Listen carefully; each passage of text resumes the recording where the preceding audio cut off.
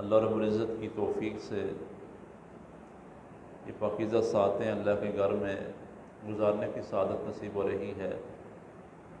نماز فجر باجماعت پڑھنے کے بعد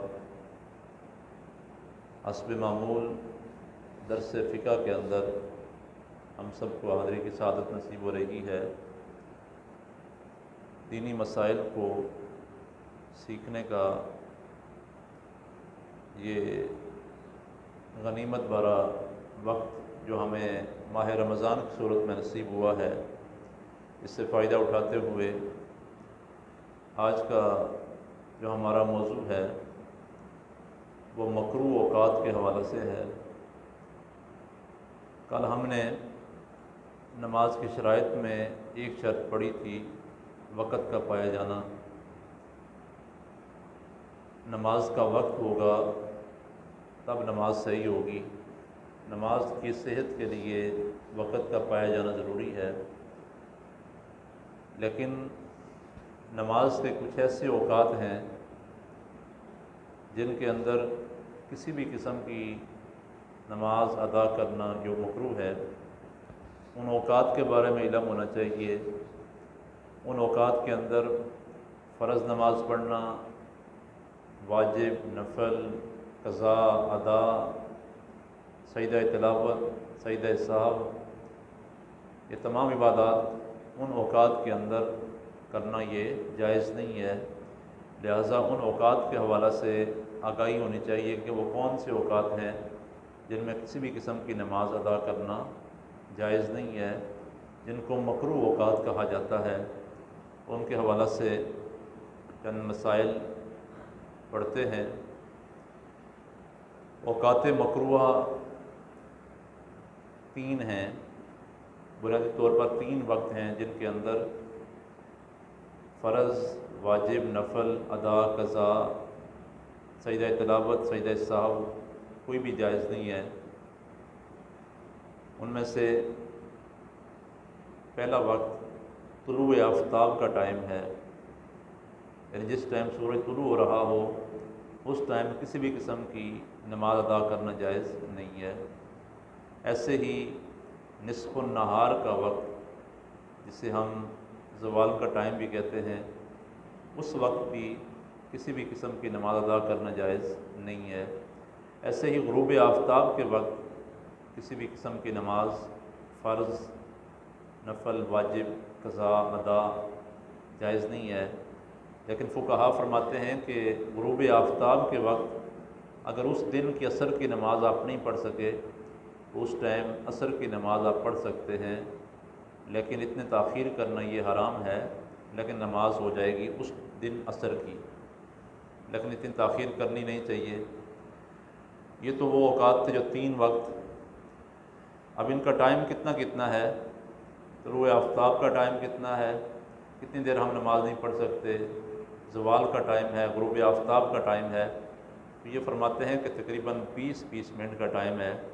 طلوع آفتاب سے لے کر 20 منٹ تک آپ کوئی نماز نہیں پڑھ سکتے، اس کے بعد آپ پڑھ سکتے ہیں۔ ایسے ہی غروب آفتاب، نصف النہار، ان کا ٹائم بھی تقریباً 20 منٹ جو ٹائم ہے اس کے اندر آپ کوئی نماز نہیں پڑھ سکتے، اس کے بعد آپ پڑھ سکتے ہیں۔ اور ان اوقات کے اندر اگر جنازہ آ گیا تو اس کے بارے میں کیا حکم ہے؟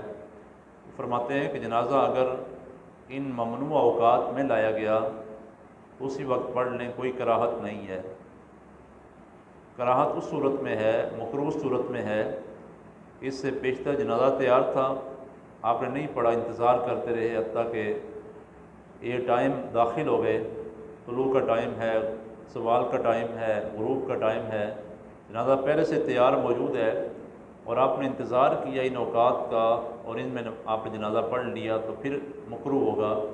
لیکن اگر آپ نے جنازہ لے کے آئے اور ٹائم ہو گیا ہے تو پھر اس صورت میں آپ پڑھ سکتے ہیں، اس میں کوئی کراہت نہیں ہوگی۔ لیکن پہلے سے تیاری کر کے آپ انتظار کرتے رہے تو پھر یہ جائز نہیں ہے، مکروہ ہے۔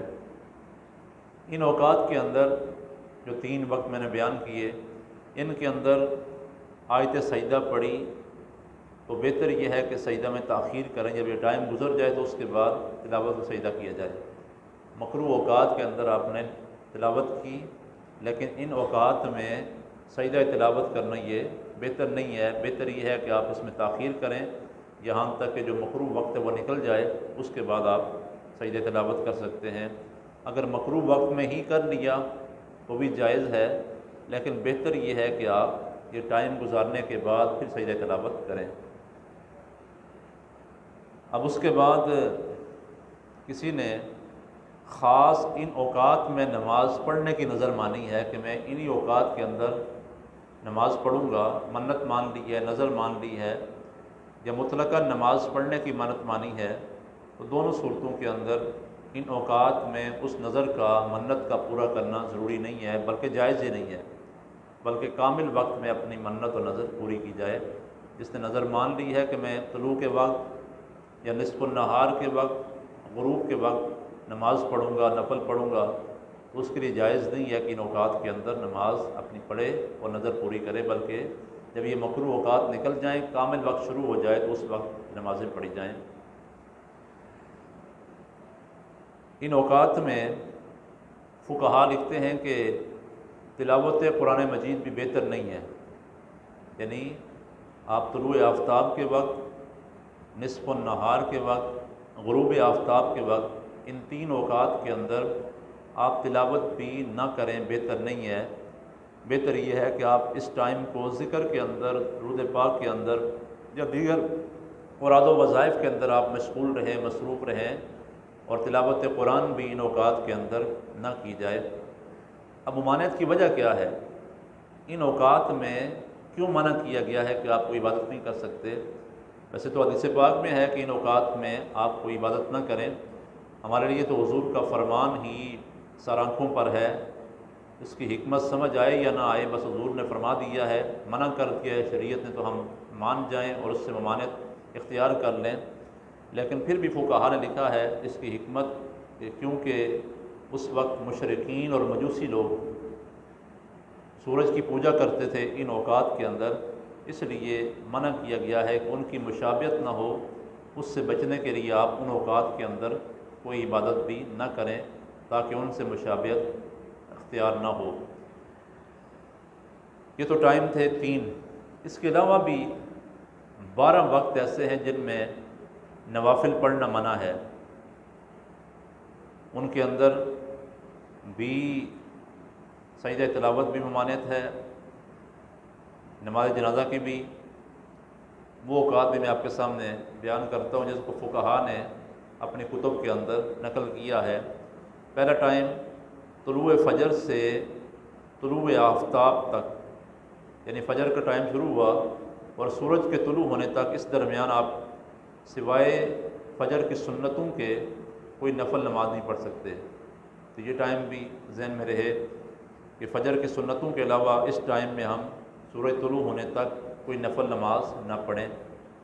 اس کے بعد جماعت کے لیے اقامت ہوئی، تو اقامت سے جماعت ختم ہونے تک نفل سنت پڑھنا مکروہ تحریمی ہے۔ اگر جماعت کھڑی ہو گئی، اقامت ہو گئی ہے، تو آپ اس ٹائم کے اندر کوئی سنت بھی نہیں پڑھ سکتے، نفل بھی نہیں پڑھ سکتے۔ البتہ فجر کی سنتوں کی اجازت ہے کہ اگر آپ، کیونکہ ان کی تاکید ہے، فجر کی سنتیں اگر جماعت کھڑی بھی ہو گئی ہے اور آپ کو جماعت کے شامل ہونے کا پورا یقین ہے کہ میں امام کے سلام پھیرنے سے پہلے پہلے سنتیں پڑھ کے جماعت میں شامل ہو جاؤں گا، تو تب آپ پہلے سنتیں ادا کریں اور پھر جماعت میں شامل ہوں۔ لیکن باقی نمازوں کے لیے ہے کہ جب جماعت اقامت کھڑی ہو جائے، اقامت ہو جائے، نماز کھڑی ہو جائے، تو اس وقت آپ کوئی سنت نہیں پڑھ سکتے، آپ فوراً فرضوں کی جماعت میں شامل ہو جائیں اور اس کے بعد میں آپ سنتیں ادا کریں۔ تیسرا وقت نماز عصر سے سورج کے زرد ہونے تک نفل پڑھنا منع ہے۔ عصر کی نماز کے بعد سورج کے پیلا ہونے تک نفل نماز پڑھنا منع ہے۔ نفل نماز شروع کی آپ نے، توڑ دی، تو اس کی قضا بھی اس وقت میں منع ہے۔ قضا ذمہ سے ساقط نہیں ہوگی، بلکہ نماز آپ نے نفل شروع کی ہے اور اس کو توڑ دیا ہے، تو دوبارہ اس کی قضا کرنا آپ کے لیے، کیونکہ نفل آپ نے خود اپنے پر واجب کر لی ہے، اس لیے اس کی قضا کرنا بعد میں آپ پر لازم ہوگی، اس دوران آپ نہیں پڑھ سکتے۔ ایسے ہی چوتھا ٹائم غروب آفتاب سے مغرب کے فرض پڑھنے تک، اس دوران بھی نفل نماز نہیں پڑھ سکتے آپ۔ جب سورج غروب ہوا تو غروب آفتاب سے لے کر مغرب کے فرض پڑھنے تک اس دوران بھی آپ کوئی نفل نماز نہیں پڑھ سکتے۔ نمبر 5، جس وقت امام اپنی جگہ سے جمعہ کے خطبہ کے لیے کھڑا ہوا اس وقت سے جمعہ کے فرض ختم ہونے تک نفل نماز پڑھنا مکروہ ہے، یہاں تک کہ جمعہ کی سنتیں بھی آپ اس دوران نہیں پڑھ سکتے۔ جب امام خطبہ کے لیے ممبر پہ کھڑا ہو گیا ہے، جب اس ٹائم آپ آتے ہیں تو سنتیں ادا نہ کریں، کوئی نفل نہ پڑھیں، بلکہ آپ خطبہ سماعت کریں اور بعد میں فرض پڑھنے کے بعد پھر اس کے بعد ترتیب کے ساتھ آپ سنتیں ادا کر دیں۔ اس وقت نفل نماز پڑھنا اور سنتیں بھی ادا کرنا اس ٹائم کے اندر مکروہ ہے۔ نمبر 6، عین خطبہ کے وقت اگرچہ پہلا خطبہ ہو یا دوسرا جمعہ کا ہو یا خطبہ عیدین ہو یا کوئی اور خطبہ ہو، ہر نماز حتیٰ کہ قضا بھی اس ٹائم کے اندر جائز نہیں ہے۔ اس کے بعد 7، نماز عیدین سے پہلے، عید الاضحیٰ ہے یا عید الفطر ہے، ان نمازوں سے پہلے نفل نماز پڑھنا مکروہ ہے، خواہ گھر میں آپ پڑھتے ہیں یا عیدگاہ میں یا مسجد میں، کہیں پر بھی عیدین کی نماز سے پہلے نفل نماز پڑھنا یہ مکروہ ہے۔ نمبر 8، نماز عیدین کے بعد بھی نفل پڑھنا مکروہ ہے، جبکہ عیدگاہ یا مسجد میں ہے یا گھر میں ہے، کہیں پر بھی نفل نماز پڑھنا عیدین کی نماز کے بعد یہ مکروہ ہے، پہلے بھی مکروہ ہے اور بعد کے اندر بھی مکروہ ہے۔ ایسے ہی نمبر 9، عرفات کے میدان میں جو ظہر اور عصر ملا کر پڑھتے ہیں ان کے درمیان میں اور بعد میں بھی نفل اور سنت مکروہ ہے۔ نمبر 10، مزدلفہ میں جو مغرب اور عشاء جمع کی جاتی ہے، دونوں نمازیں اکٹھی پڑھی جاتی ہیں، ان کے درمیان میں نفل اور سنت پڑھنا مکروہ ہے، بعد میں مکروہ نہیں ہے لیکن اس دوران میں مکروہ ہے۔ نمبر 11، فرض کا وقت تنگ ہو تو ہر نماز یہاں تک کہ سنت فجر اور ظہر بھی مکروہ ہے۔ فرض کا ٹائم تھوڑا رہ گیا ہے، اس وقت آپ سنتیں ادا نہ کریں بلکہ فرض پڑھ لیں۔ ٹائم جا رہا ہے، آپ سنتیں پڑھیں گے تو فرض کا ٹائم نکل جائے گا، اس وقت بھی آپ سنتیں چھوڑ سکتے ہیں اور فرض نماز ادا کریں۔ نمبر 12، جس بات سے دل بٹے اور اسے دور کیا جا سکتا ہو تو اسے بغیر دور کیے ہر نماز مکروہ ہے۔ جس بات سے انسان کا دل بڑھتا ہے اور مکمل خشوع نصیب نہیں ہوتا، اس صورت میں جب تک آپ اس چیز کو دور نہیں کریں گے تو نماز پڑھنا مکروہ ہے۔ مثلا پاخانہ ہے، پیشاب ہے یا ہوا کا دباؤ ہے، اس صورت میں آپ نماز نہیں پڑھیں بلکہ پہلے پاخانہ سے پیشاب سے فارغ ہو کر پورے اطمینان کے ساتھ پھر نماز کے لیے آپ کھڑے ہوں، اس دوران نماز پڑھنا یہ مکروہ ہے۔ ایسے ہی کھانا سامنے ہے اور اس کی خواہش بھی ہے، بھوک بھی لگی ہوئی ہے اور کوئی ایسا امر درپیش ہو اس کے علاوہ بھی جس سے دل بڑھ جائے اور خشوع حاصل نہ ہو تو ان اوقات کے اندر بھی نماز پڑھنا مکروہ ہے۔ اگر کھانا حاضر ہے، آپ کو بھوک لگی ہوئی ہے، آپ کا دل نماز کے اندر بھی کھانے کی طرف جائے گا تو آپ پہلے کھانا کھائیں اور اس کے بعد سکون کے ساتھ اطمینان کے ساتھ نماز پڑھیں۔ تو یہ 12 اوقات تھے، ان 3 اوقات کے علاوہ جو میں نے آپ کے سامنے بیان کیے، اللہ کریم ان مسائل کو جاننے کی، ان کو یاد رکھنے کی اور ان کے مطابق ہم سب کو عمل کرنے کی توفیق عطا فرمائے۔ الحمدللہ رب العالمین والعاقبۃ للمتقین، الصلاۃ والسلام علی سید الانبیاء والمرسلین وعلی آلہ واصحابہ اجمعین۔ الہ العالمین ہماری یہ پاکیزہ حاضری اپنی پاک بارگاہ میں قبول و منظور فرما۔ یا اللہ نماز فجر باجماعت پڑھی ہے، ذکر و اذکار کیا ہے، درود پاک پڑھا ہے، دینی مسائل کو پڑھا ہے، سیکھا ہے، سنا ہے، پروردگار عالم ان پاکیزہ لمحات کے صدقے ہمارے صغیر اور کبیرہ گناہ معاف فرما۔ یا اللہ ہمیں نیکی کے راستے پر استقامت نصیب فرما۔ یا اللہ ماہ رمضان کے صدقے سب کی جملہ مشکلات کو آسان فرما، بیماروں کو شفا عطا فرما، پریشان حالوں کی پریشانیاں دور فرما۔ یا اللہ اس ماہ مکرم کے جو چند ایام باقی ہیں ان کی قدر کرنے کی توفیق عطا فرما۔ روزوں کا اہتمام، نمازوں کا اہتمام، تلاوت قرآن، ذکر و اذکار، اچھی محافل و مجالس کا اہتمام کرنے کی توفیق عطا فرما۔ یا اللہ ہمیں دین کا ذوق اور شوق عطا فرما۔